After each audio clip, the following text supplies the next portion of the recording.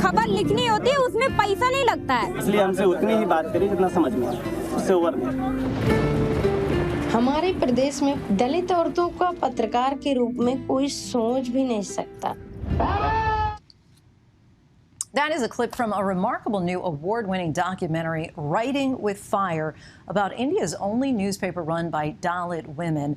These are people once considered to be in the lowest rung of India's caste system. Now this unique digital rural news outlet employs 18 female reporters whose stories have gained nearly 500,000 followers and 10 million views on YouTube alone.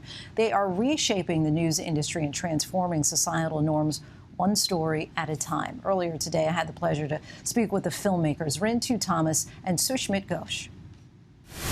Thank you both so much for joining us, and congratulations on your film now, 5 years in the making. So let's talk about the journalists behind Waves of News. And traditionally, they are coming from and reporting in these regions known for corruption, violence, and oppression.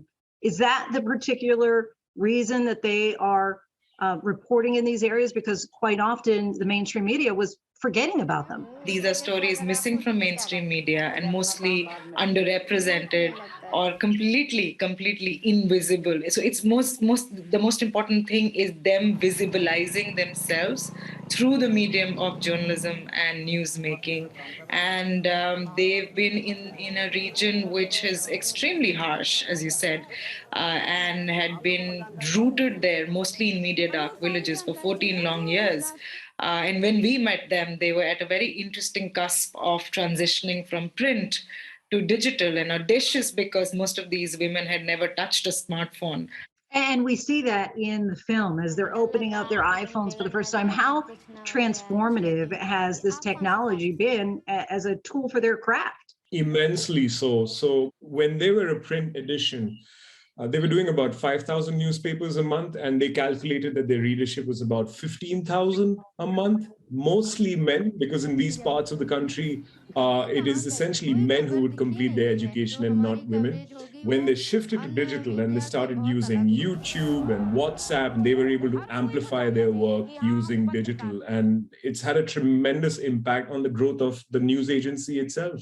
There's one moment in the film where a woman says, well, what would you have me to do if you were in my place? She says that to the man. And then he says, I would focus more on housework.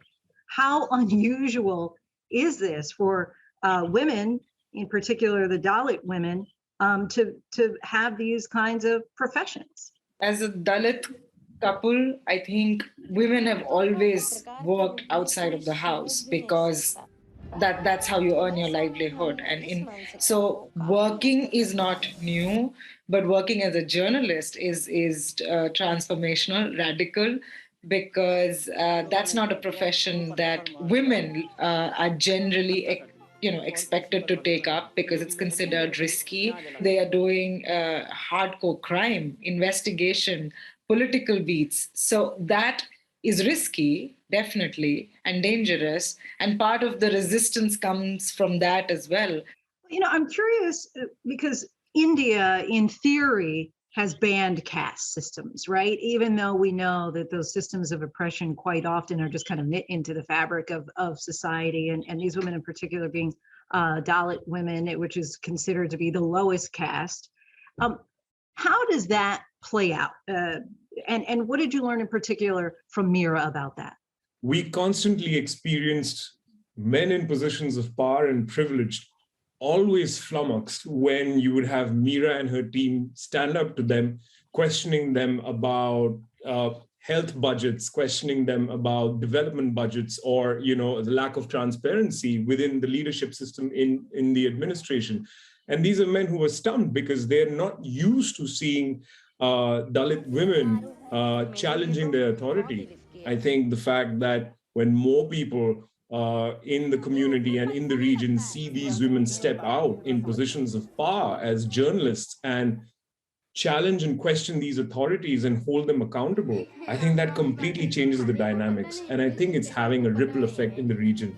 And the fact that, the news agency's own sort of viewership has exploded online, and it's all organic growth. And let's talk about the rise of Hindu nationalism and the effect that that has had on freedom of the press. I mean, it's sort of like I think it's a mirror effect that you see in all parts of the world, the rise of populist governments, right from the Philippines all the way through Europe, as well as America 4 years under Trump. And it's not easy, essentially, being an independent journalist anymore. I think that the fact that these women are not only doing their job, but growing, and that there is such a huge demand for the news that they are producing speaks to the fact that people want to see more of this, and people are pining for what the real news really is. And with that, like, what would you like viewers to take away from the film and also the journalists themselves? We've all, at some point in our lives, been at the receiving end of injustice.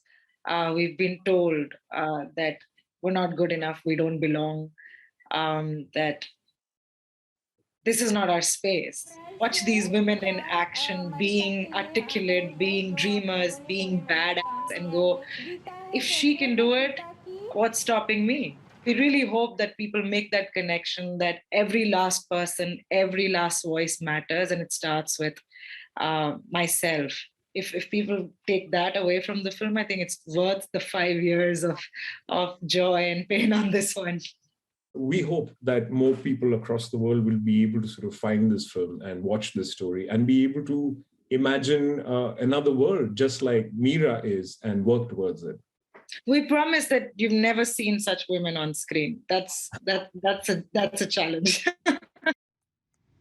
Never seen anything like it. Our thanks to Rintu Thomas and Sushmit Ghosh. Hi, everyone. George Stephanopoulos here. Thanks for checking out the ABC News YouTube channel. If you'd like to get more videos, show highlights, and watch live event coverage, click on the right over here to subscribe to our channel. And don't forget to download the ABC News app for breaking news alerts. Thanks for watching.